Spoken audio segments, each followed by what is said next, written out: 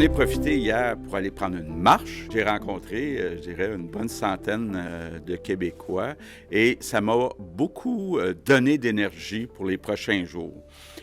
J'ai pas vu des gens qui étaient abattus, j'ai vu des gens qui étaient souriants, confiants et qui m'ont encouragé, puis je les remercie aujourd'hui. Ça va être un peu notre défi dans les prochaines semaines.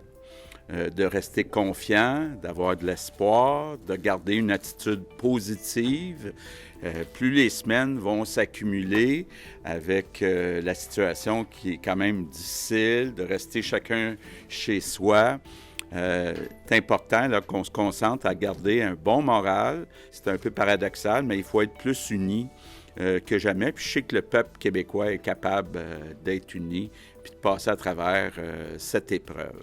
On est rendu à 58 000 tests. On est un des endroits au monde, là, avec la Colombie-Britannique puis l'Alberta.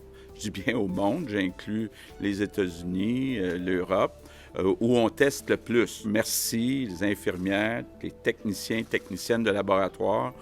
On est parmi ceux qui, toute proportion gardée, font le plus de tests au monde. Ne pas aller dans le nord, dans l'est du Québec, ne pas aller en Estrie et à Montréal. Mais je dirais, de façon générale, on ne se promène pas d'une région à l'autre. Ce qu'on veut faire, c'est d'ajouter beaucoup de ressources dans les CHSLD et les résidences de personnes âgées, qu'il y ait plus de contrôle. Oui, il y en a un certain nombre déjà qui ont des personnes infectées.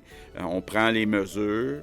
Avec le personnel additionnel qu'on ajoute, on va pouvoir s'assurer encore plus que ces mesures-là soient prises, mais bien sûr aussi s'assurer que toutes les personnes qui entrent soient contrôlées pour ne pas apporter le virus.